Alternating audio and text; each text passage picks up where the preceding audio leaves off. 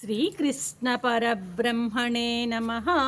శ్రీ గురుభ్యో నమః. శ్రీమాత్రే నమః.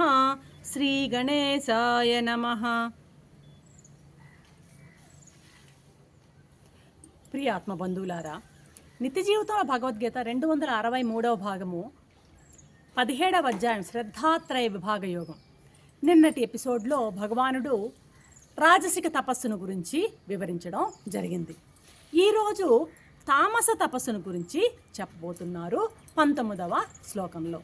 మూఢగ్రాహేణాత్మనో యత్ పీడయా క్రియతే తపః పరత్సోసాధనార్థం వా తత్తామసముదాహృతం అంటున్నారు స్వామి. పార్థ, తాను పట్టినటువంటి కుందేటికి మూడే కాళ్ళు అనేటువంటి మంకు పట్టుతో చేయబడే తపస్సు తామసిక తపస్సు అనబడుతుంది.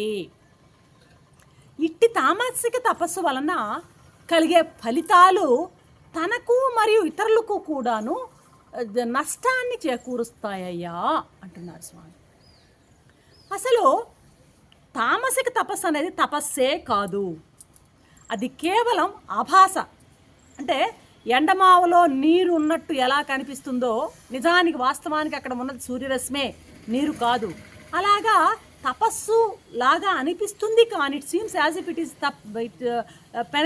తపస్సులాగా అనిపిస్తుందే కానీ వాస్తవానికి అది తపస్సు కానే కాదనమాట. అది కేవలం ఆభాస మాత్రమే. ఇప్పుడు ఉదాహరణకి చూడండి, ఇటువంటి తపస్సు వలన కలిగే ఫలితాలు తనకు ఇతరులకు నష్టాలను కలిగిస్తాయన్నాం కదా. ఉదాహరణకి పర్వతం నుండి ఒక రాయి జారిందనుకోండి, పైన కొండ కొమ్మన పైన చిటారు ఏమంటారు దాన్ని, కొండ కొమ్మ మీద ఒక రాయి అలా జారడం మొదలైందనమాట. ఈ జారే రాయి ఏం చేస్తుంది, తనకు ఎదురైన రాళ్ళనన్నింటినీ కిందికి తోసేస్తూ టపటపా వచ్చేసి కిందకి నేల మీద పడిపోతుంది అన్నమాట. తామసుని తపస్సు కూడాను ఇలాగే ఉంటుంది, ఈ లక్షణాన్నే కలిగి ఉంటుంది అంటున్నారు స్వామి ఇక్కడ. ఇతడు తపస్సు తనను దిగజారుస్తూ పక్కన వారిని కూడా నష్టపరుస్తుంది. ఒక గ్రామంలో ఇద్దరున్నారు ఇరుగు పొరుగు వ్యక్తులు ఉండేవాళ్ళు. ఒకరంటే ఒకరికి పూర్తిగా పడదనమాట. ఒకరిని మించి మరొకడు గొప్పదనాన్ని సంపాదించాలి అన్నటువంటి భావన ఉండేదన్నమాట. ఇద్దరూ కలిసి అడవికి వెళ్ళారు. ఒక మంచి చోటు చూసుకుని వేరు చోట్లలో ఇద్దరు కూర్చొని తీవ్రమైనటువంటి తపస్సు చేయడం మొదలుపెట్టారు. భోలాశంకరుడు పాపము ఇలా తపస్సుకు మెచ్చి మొట్టమొదట ఒకడి ముందు ప్రత్యక్షమయ్యాడనమాట. ప్రత్యక్షమై, ఏమయ్యా, ఎందుకు నువ్వు ఇంత గొప్ప తపస్సు చేస్తున్నావు, నీకేం కావాలి అడుగు అంటారు శంకరులు. వెంటనే వీడు ఆ వైపున ఇంకొకటి చేస్తున్నాడు కదా, వాడు ఏం కోరుతాడో అన్నటువంటి ఆ అసూయతో వీడు శంకరుణ్ణి, స్వామి బాగానే ఉంది, మీరు ముందు అక్కడికి వెళ్ళి అతను ఏం అడుగుతాడో, అతనికి మీరు ఏం వరం ఇస్తారో ఆ వరానికి రెట్టింపు వరం నాకు ఇవ్వండి అన్నాడనమాట. శంకరుడు సరేనని రెండో వాడి దగ్గరికి వెళ్ళాడు. ఎరా బాబు, ఏమిటి నీ తపస్సుకు కారణం అంటాడు స్వామి అన్నమాట. వాడు చెప్తాడు, అయ్యా బాగానే ఉంది, మాకు దర్శనం ఇచ్చారు, ఆ మొదటి వాడి దగ్గరికి ఏమన్నా మీరేం వెళ్ళడం జరిగిందా? వెళ్ళానయ్యా. వాడు ఏం కోరాడు అన్నాడు. చెప్తాడు శంకరుడు, వాడు ఏం కోరాడో, నీవు ఏం కోరితే దాన్ని రెట్టింపు నాకు ఇమ్మని చెప్పి అతను అడగడం జరిగింది అబ్బాయి అంటాడు శంకరుడు. వెంటనే, ఓహో అలాగా, అట్టయితే నాకు ఒక కన్ను పోయేటట్టు నాకు ఆశీర్వదించండి అంటాడు ఈ రెండవ వాడు. అంటే ఆ పక్కనున్న వాడికి 2 కళ్ళు పోతాయి అన్నమాట.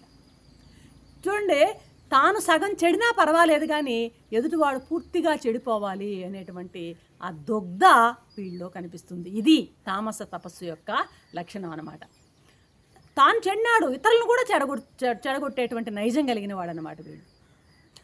అసలు తపస్సు అంటేనే తపించడం అని అర్థం అన్నమాట. కష్టపడకుండా శ్రమించకుండా ఏ తపస్సు జరగదన్నమాట. అన్ని తపస్సుల్లో కూడాను ఏదో ఒక శ్రమ ఉండనే ఉంటుందన్నమాట. ఈ దృష్టితోనే దాన్ని తపస్సు అని పేరు పెట్టడం జరిగిందనమాట. మూర్ఖమైనటువంటి బుద్ధితో, మొండి పట్టుదలతో శరీరాన్ని బాగా కృషింపజేసి అన్నాహారాలు మాని లోకంలో ప్రసిద్ధి కలుగుతుందనేటువంటి ఫలాపేక్షతో చేసేటువంటి తపస్సు తామసికం పూర్తిగా.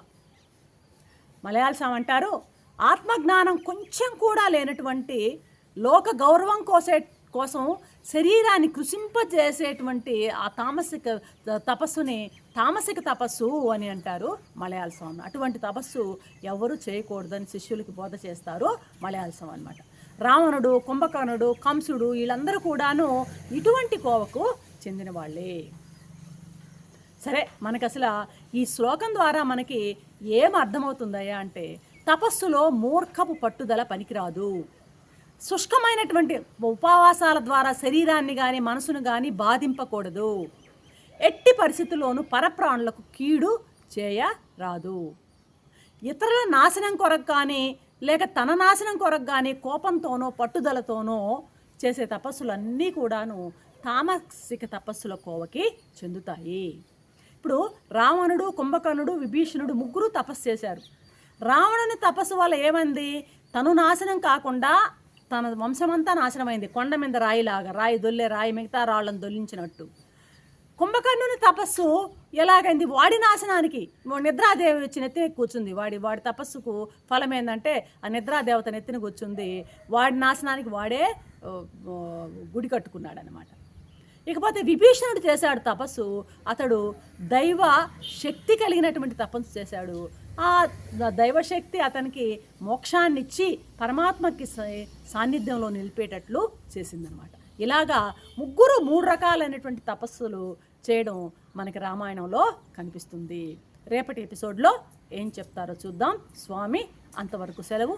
సర్వం శ్రీకృష్ణ చరణారవిందార్పణం. ఓం శాంతి శాంతి శాంతి.